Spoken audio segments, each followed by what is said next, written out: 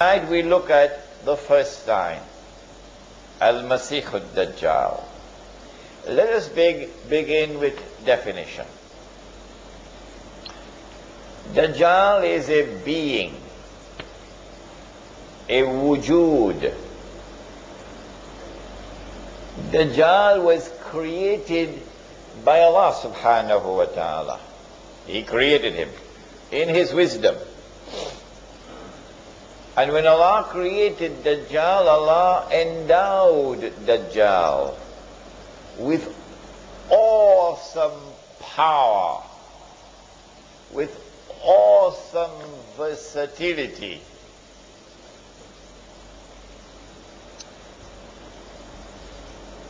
And Dajjal was created at that time when Adam alayhi salam was created. Because the Prophet said, sallallahu ta'ala alayhi wasallam, he said, every prophet has warned his people about Dajjal. Every prophet. So Dajjal has been created a long time ago. In the last age, Dajjal will be released. And when he is released on earth, Dajjal will have a general mission and he will have a specific mission. His general mission is to test all of mankind. To test you, to see whether you have any faith at all. All those who fail his test are heading for the fire. His test will be an awesomely difficult test. So great will be the tests and trials to which mankind will be subjected by Dajjal, that the Prophet said, sallallahu ta'ala alayhi wasallam, he said the greatest fitna means a test and a trial. He said the greatest fitna that mankind will experience from the time of Adam alayhi salam to the last day is the fitna of Dajjal. So don't play around with this subject. Be very serious with this subject. Dajjal will not only test all of mankind, and tonight we will look at some of the tests, but Dajjal has a specific mission. His mission is to impersonate Al-Masih and to get Banu Israel to believe that he is Al-Masih. And so in order to understand Dajjal in his capacity as Al-Masih al-Dajjal, we need first to understand who or what is Al-Masih.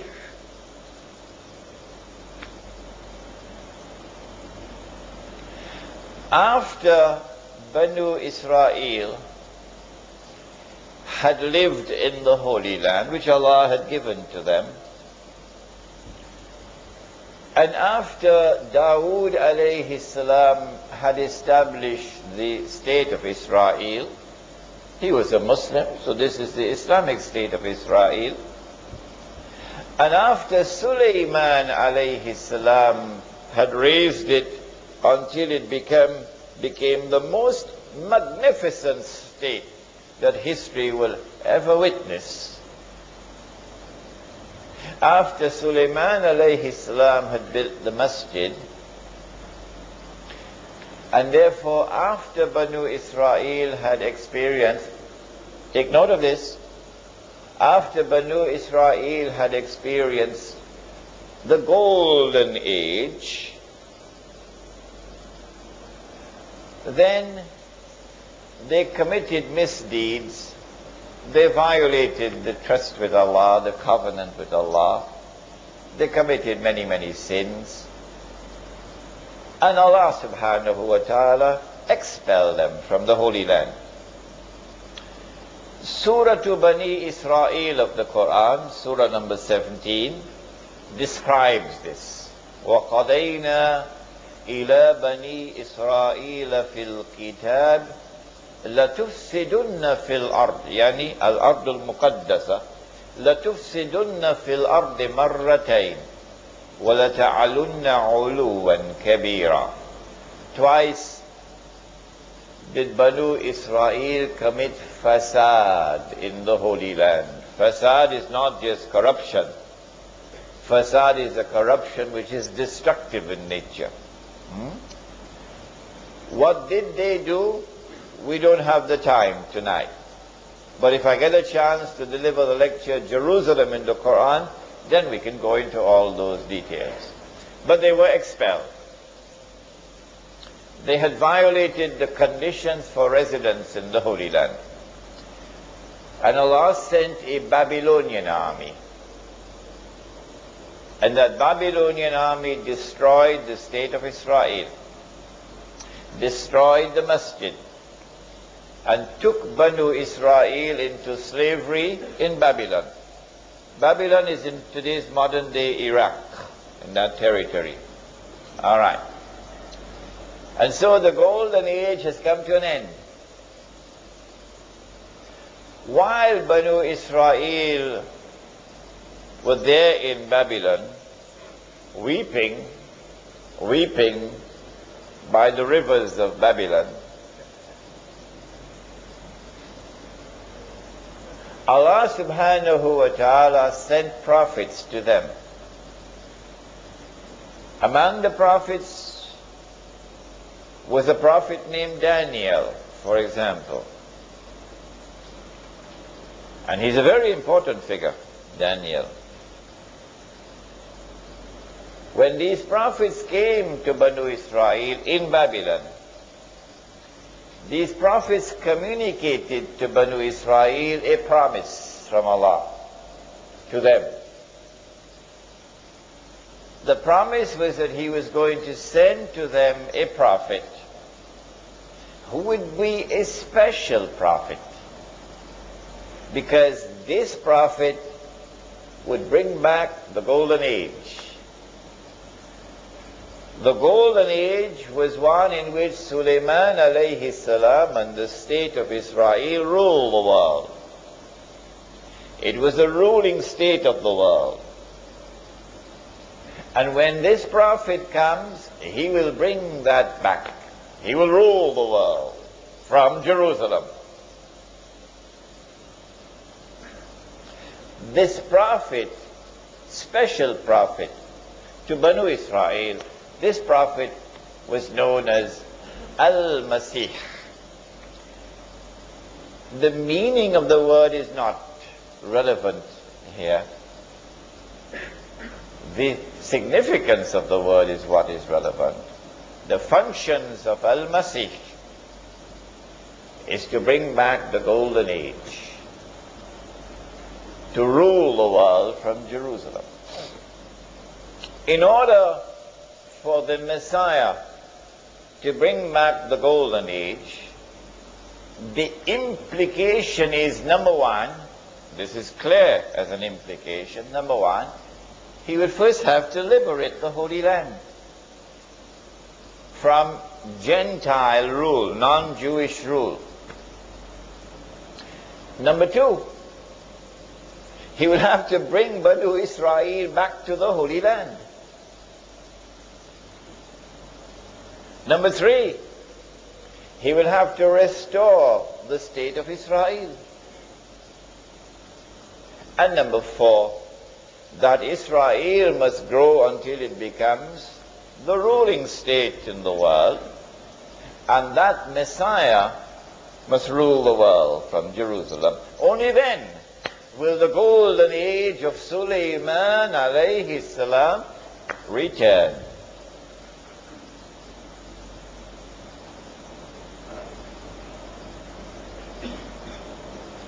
When Allah subhanahu wa ta'ala fulfilled His promise and sent the Messiah, Al-Masih, in the person of Isa alayhi salam, they rejected him.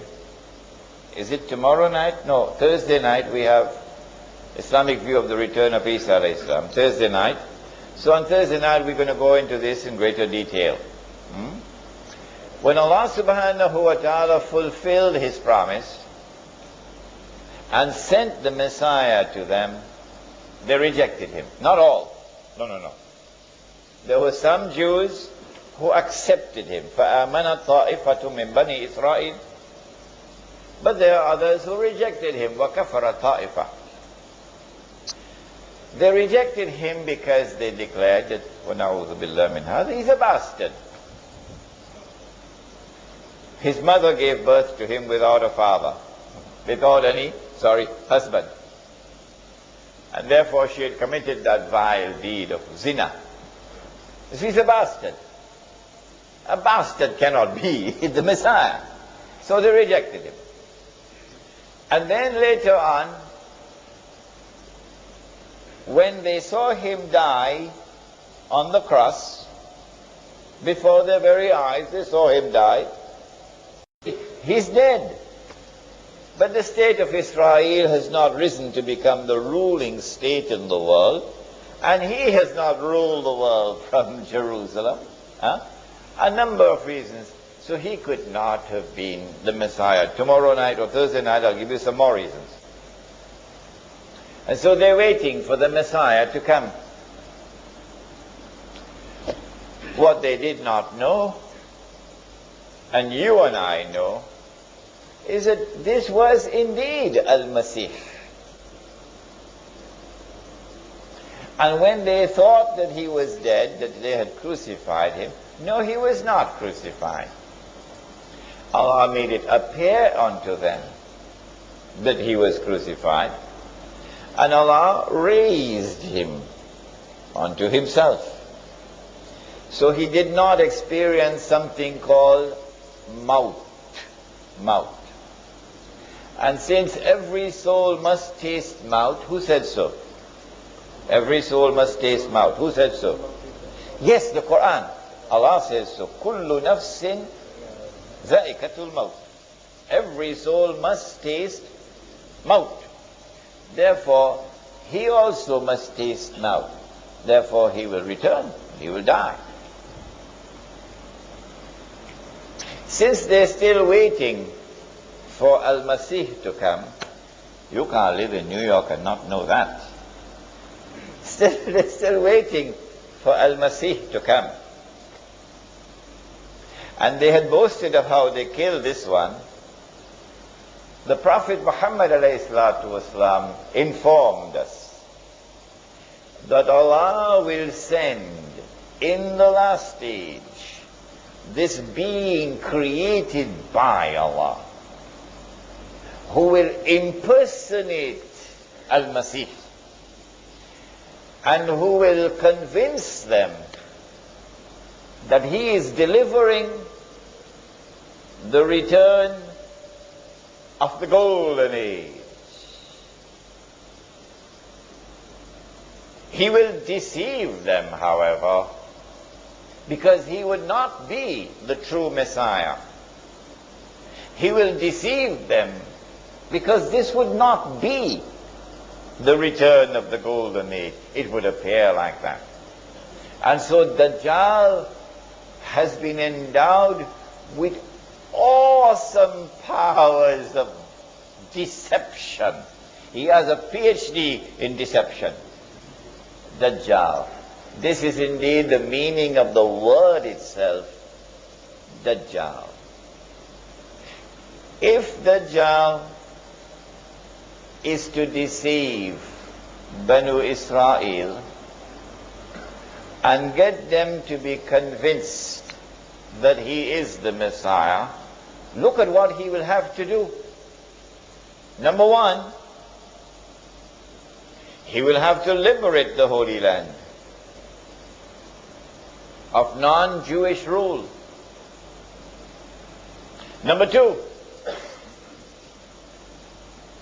he'll have to bring Banu Israel back to the Holy Land. No matter how long they had lived outside of the Holy Land, he'll have to bring them back. Number three, he will have to restore the state of Israel. And number four, he will have to take the state of Israel to that status where it will become the ruling state in the world. And he himself will then have to rule the world from Jerusalem. That's not an easy task at all for the Dajjal to perform. When you give, make sure you put your hands deep in the pockets and give something, inshallah, for the masjid.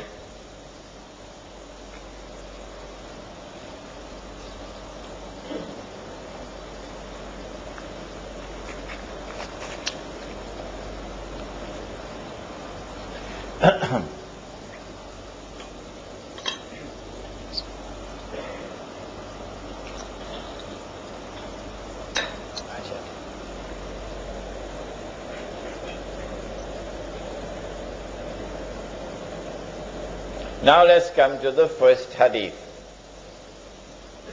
The very few I'm going to quote, but they're very important. The Prophet said, sallallahu ta'ala alayhi wa sallam,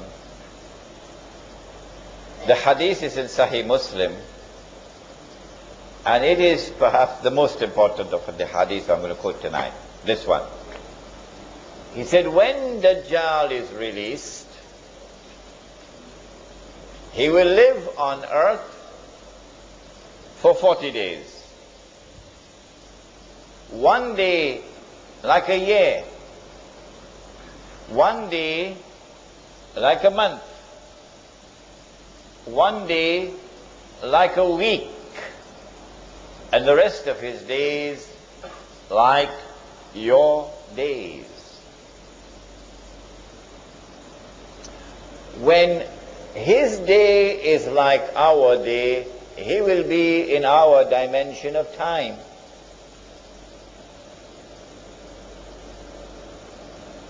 But prior to that, he would not be in our dimension of time because his day would not be like our day.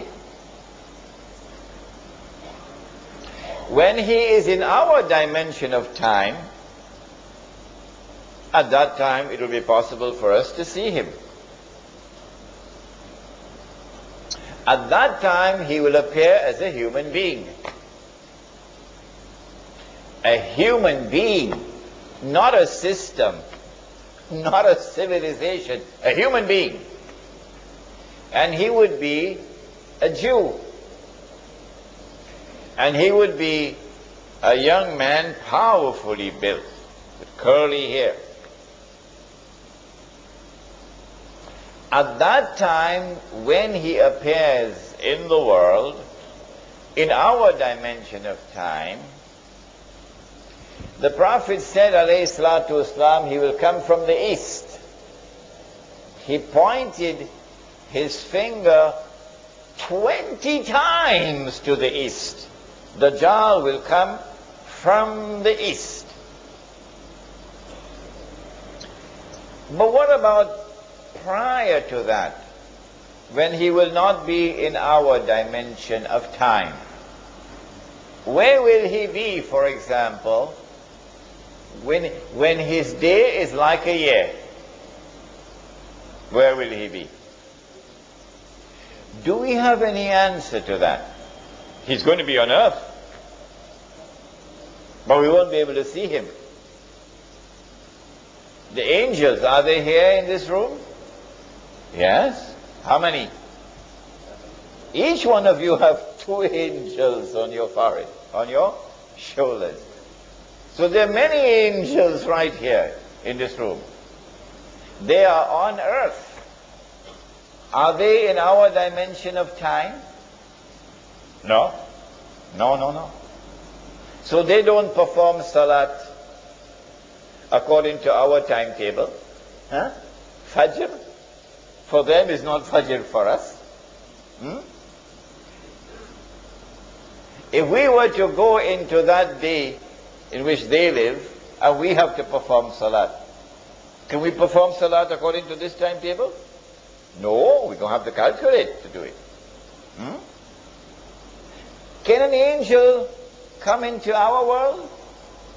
Can an angel come into our dimension of time so we can see the angel? Huh?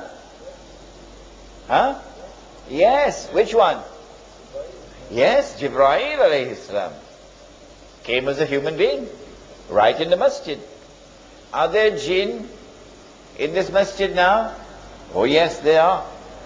They are not. Can we see them? Are they in our dimension of time? No, they're not. But can they enter into our dimension of time? Yes. Mr. Shaitan himself, Iblis,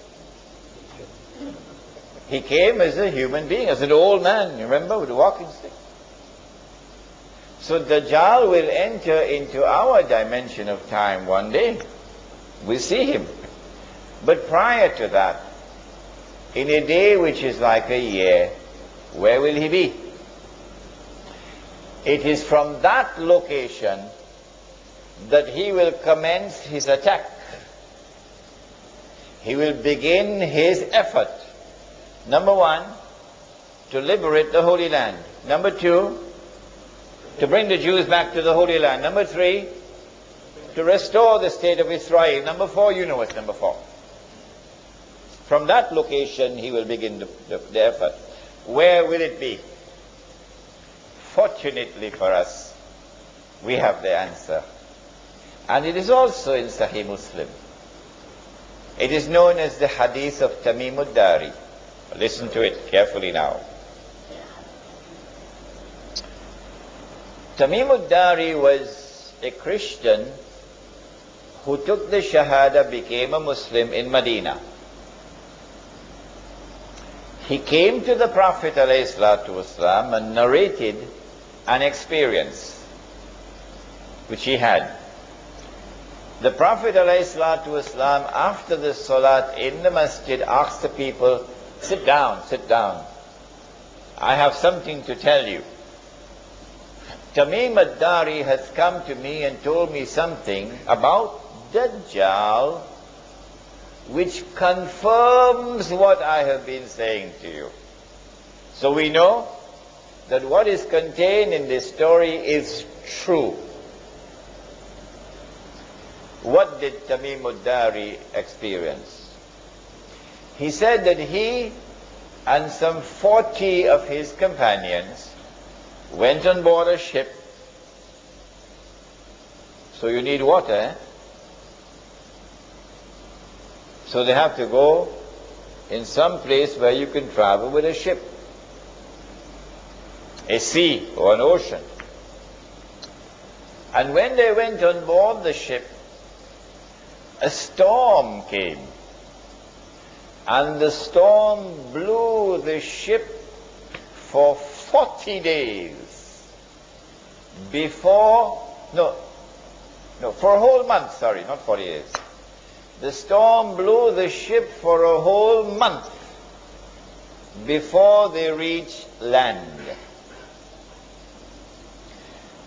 Now, if you are on the western side of Arabia, which is Hijaz, and you get on board a ship,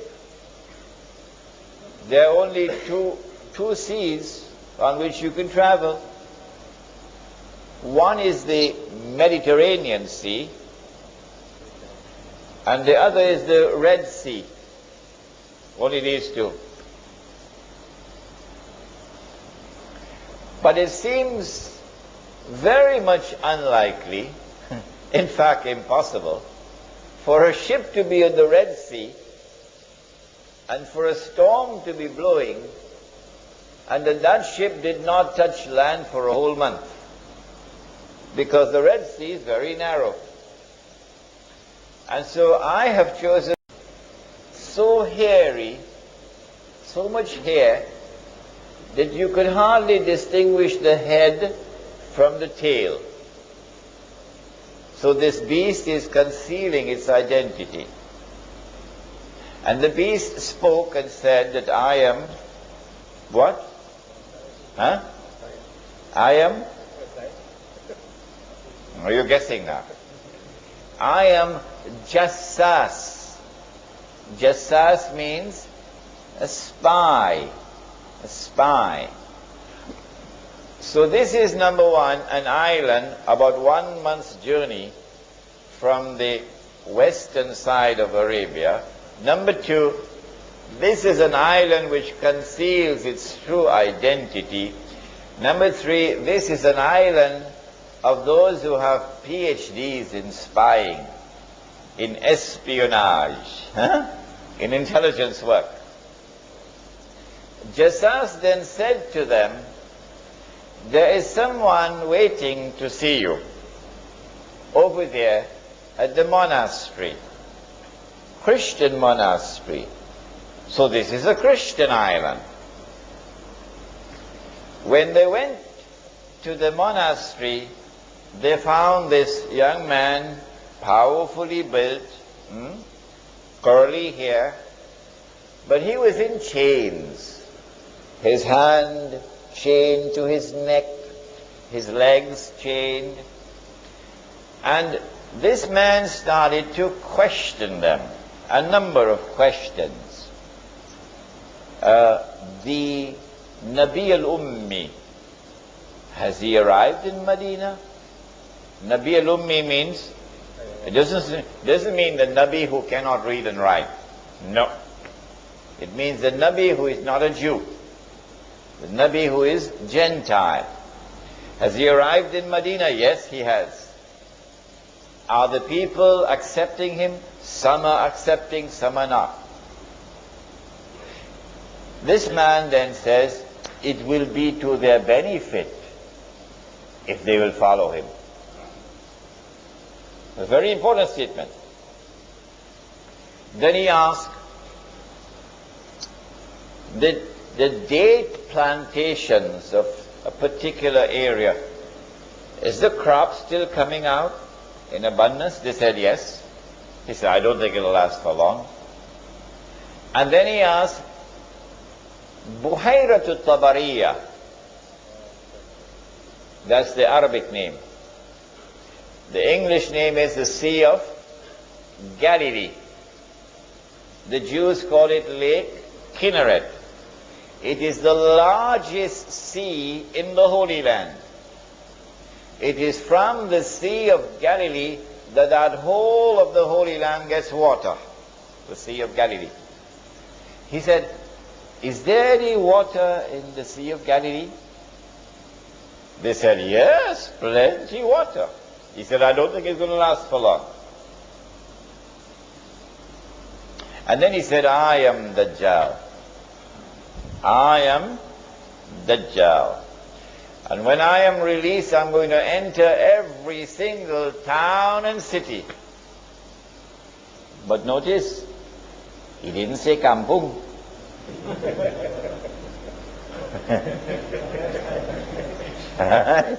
He said, when I am released, I'm going to enter every town and city, except Mecca and Medina, because the angels will bar me. Which means at the time when Dajjal's day will be like our day, and he appears in the world as a human being, at that time he cannot enter Mecca and Medina, the angels will guard him. Now then, we now know from this hadith that when Dajjal is released and commences his mission, he will commence his mission from this island. Which island is it? In 1917, the British Secretary of State was a man named Lord Balfour. And Lord Balfour made a declaration, a stunning declaration.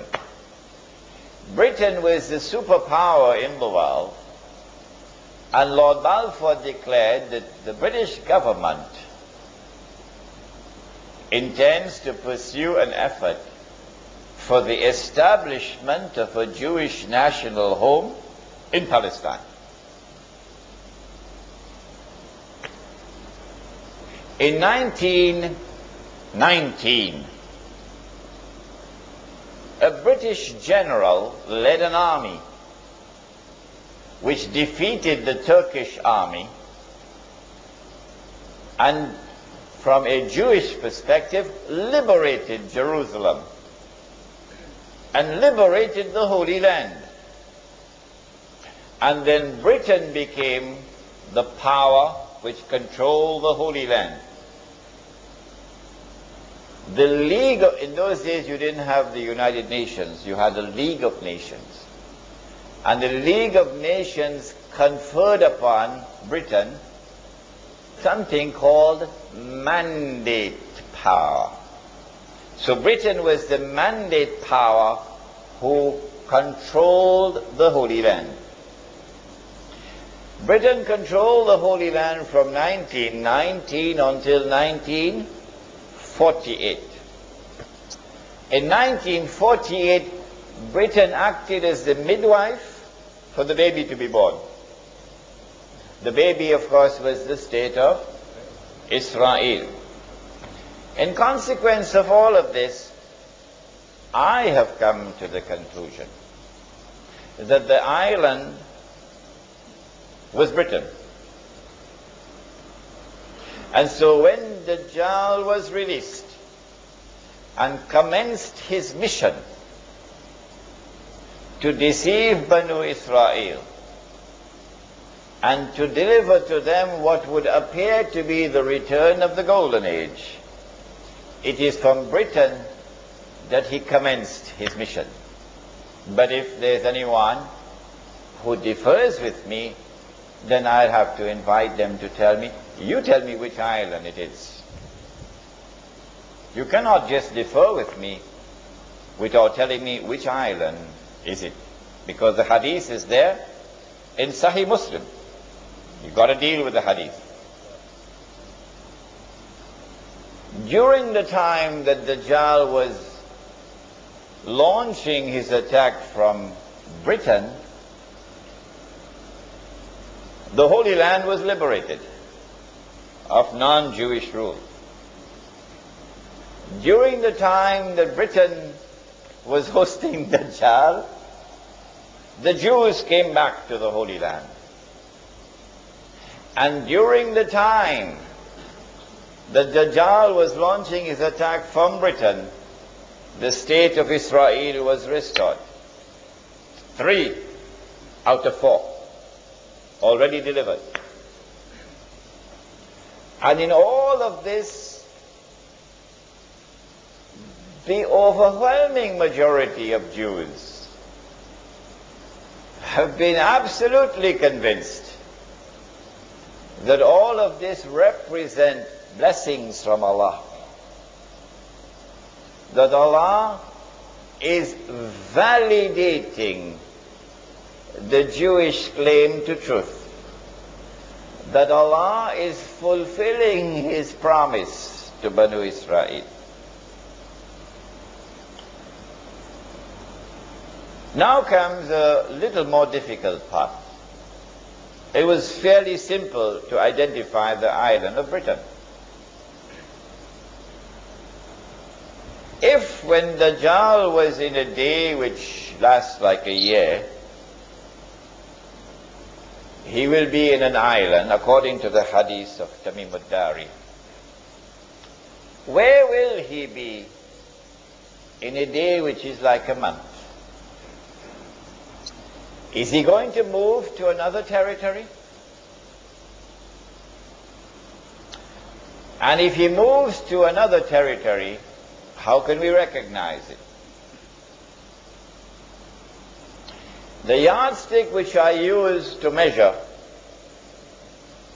whether or not Dajjal has moved to another territory in a day which is like a month is the yardstick of the state of Israel. Who is the one who is keeping it alive?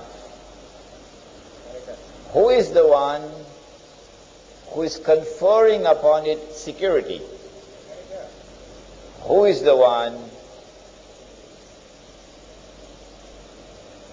who is building it up constantly, feeding it,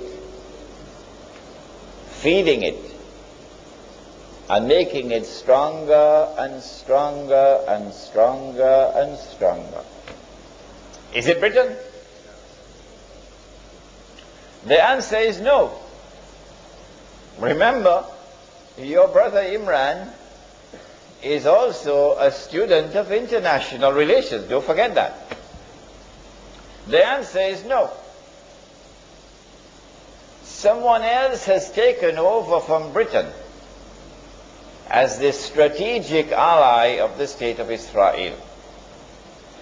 Britain is still there, but now there's someone else more important than Britain, with a more strategic relationship.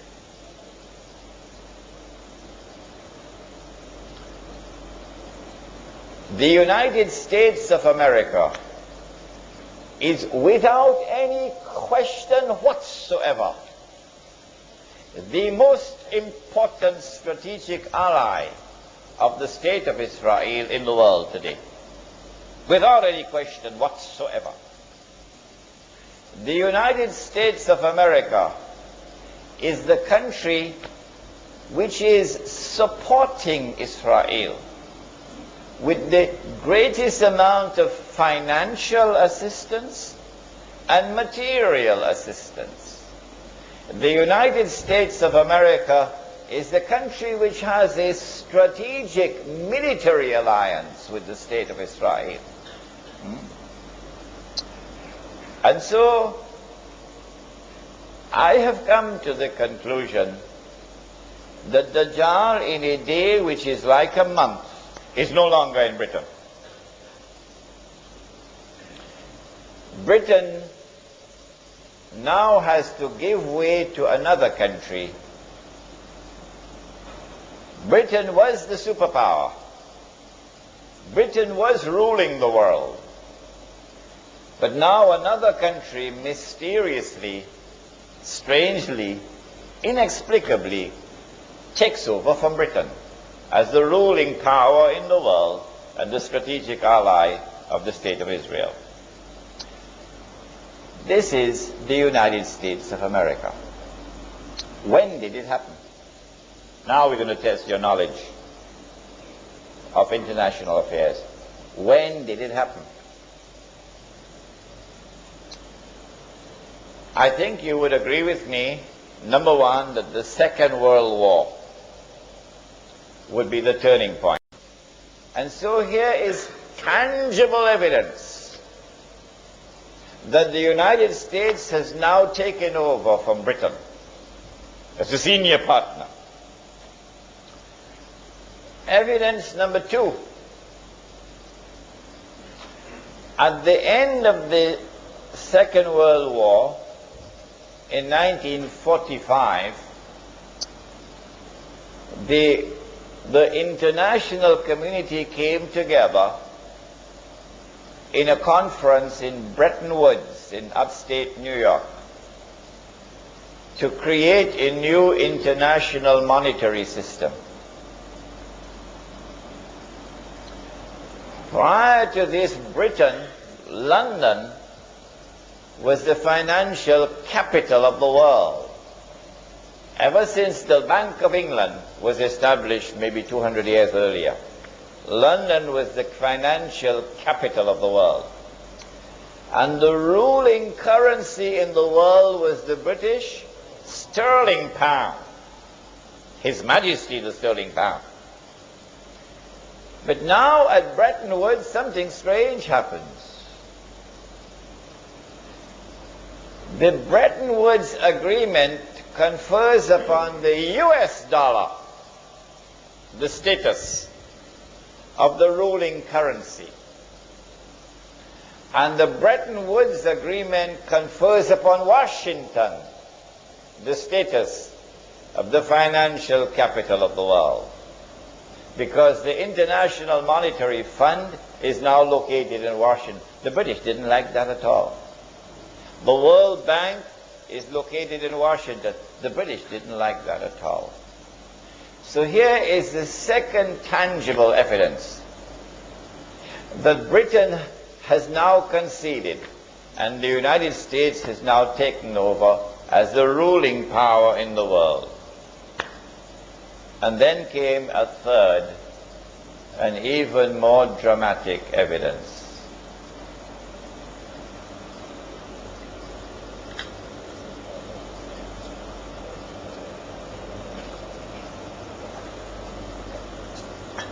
In 1952, a revolution took place in Egypt, and the Egyptian king Farouk was overthrown by the military. The military put General Muhammad Najib as the president. But he was like a figurehead really, because there were a group of officers who really controlled the thing. Muhammad Najib remained as the president from 1952 until 1956. But in 1955, there was a very important conference of Asian and African states which took place in a city in Indonesia. Which one? Bandung. I was in Bandung 2 weeks ago. Bandung, water in Bandung very cold. When you take your bath in the morning, very cold water.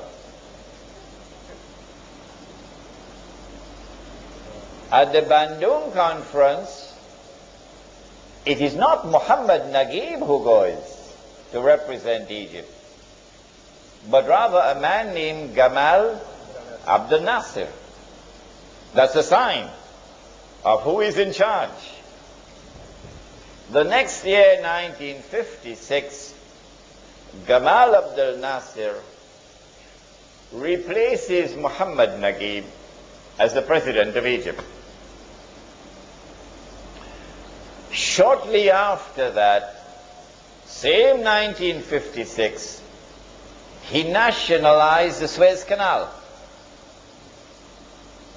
Who built the Suez Canal? The French. Ferdinand de Lesseps was the French engineer. And then the French and the British came together in a joint control of the Suez Canal. Gamal Abdel Nasser nationalizes the Suez Canal, removes the French and British troops which were there, and Egyptian troops now take control of the Suez Canal. This is as plain and as clear an act of defiance and of confrontation with Britain as you could possibly find. In order for Britain to have any vestige of a claim to be a superpower, Britain has to respond, must respond. Well, what Britain did was, strangely, mysteriously, Britain kept the United States out. And the British and the French joined with Israel. And these three countries invaded Egypt. They landed in Suez and they took control of Suez. And the Israeli army swept through the Sinai Peninsula and took control of the whole of Sinai. And the Israeli army reached to the Suez Canal.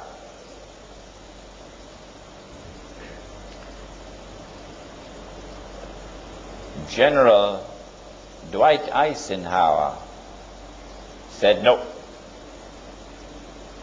I will not allow this. Go back."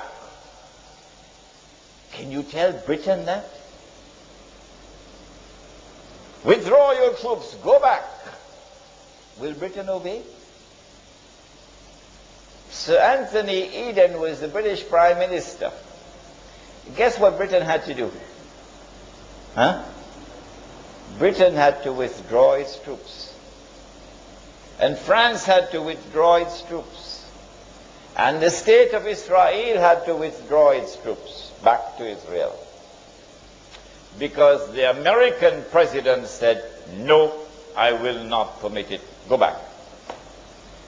So here you have the third, the most dramatic of all evidence that the United States of America has now taken over from Britain as the ruling power in the world. And that the United States of America still has this strategic relationship with the State of Israel. I have taken pains to mention dates because I want you to calculate. That was a day like a year, and this is a day like a month. What comes after this? Now is the time you have to think. And if out there in Indonesia they could understand it so easily and so quickly, grasp it so quickly, there is no reason why you cannot. In order for Dajjal to complete his mission, he has to move from a day which is like a month to a day which is like a week. If when he was in a day like a year, he was in one territory, and that was the ruling territory, the ruling power, and then in a day which is like a month, he moved to another territory, and that country became the ruling power, it follows therefrom that when he moves to a day which is like a week, he will move to a third place, a third country. And that country will now replace the United States of America as the ruling power in the world. But it will not rule for long. Just a short time. Which will be that territory?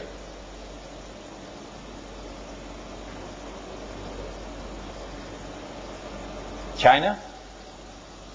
Ready? You think so? Anybody else? Israel, of course. Of course, Israel.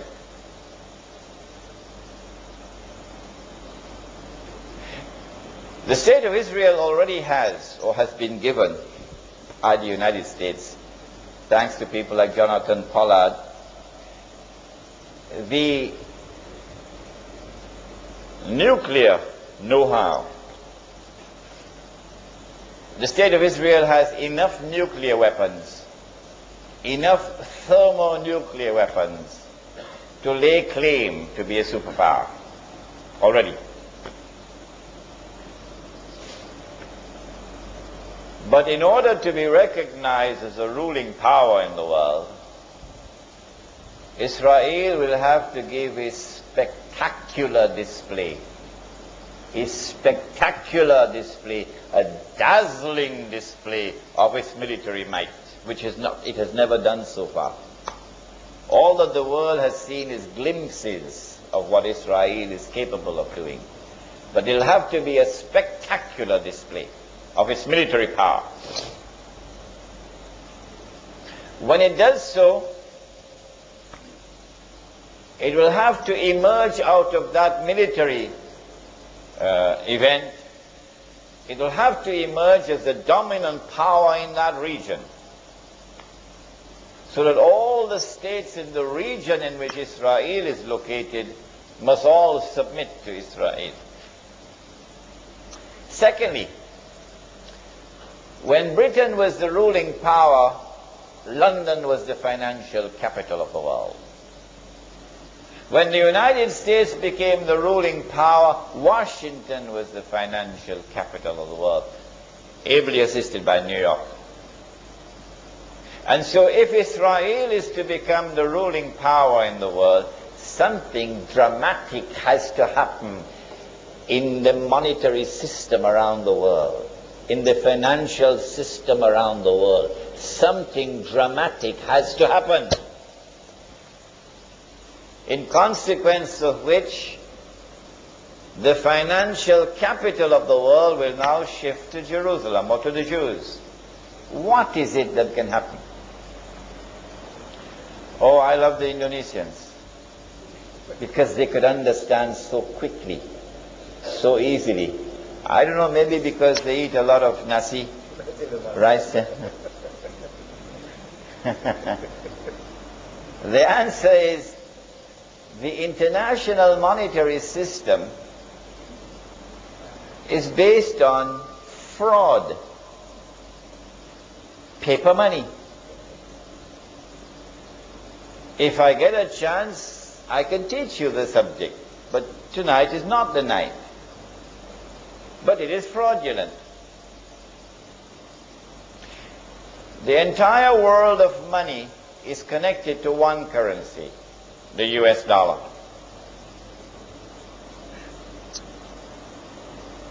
The Indonesian rupiah can fall, and it will cause ripple effect on neighboring countries and so on, but it wouldn't bring down the world. The Turkish lira could be ready for Salatul Janaza, which is almost what is happening now. Turkish lira. But it would not bring down the world of paper money. But if the US dollar collapses,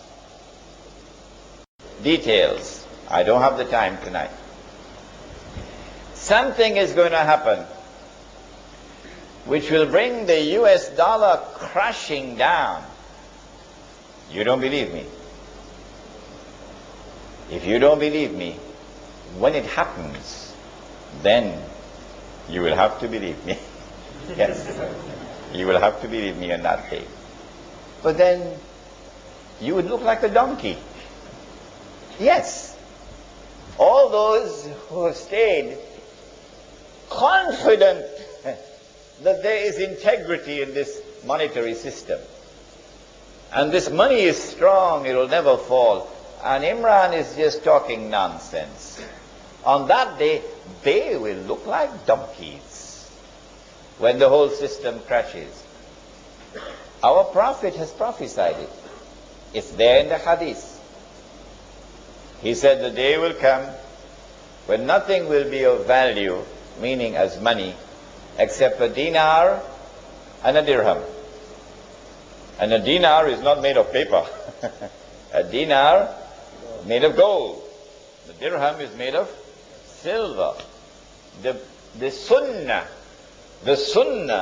of Muhammad alayhi salatu wasalam is dinar and dirham. The sunnah of all the prophets of Allah, the sunnah is dinar and dirham, gold and silver coins. We have abandoned the sunnah. We have abandoned Muhammad alayhi salatu wasalam, and we're paying the price for it. The international financial system around the world today is in the control of Jewish bankers and Jewish financiers. If they want to, they can bring the US dollar down today. They can do it. Because Washington has printed too much paper. And there are far more US dollars outside of the United States than there are in the United States. It's entirely fraudulent. If I were to do it, they'd put me in jail.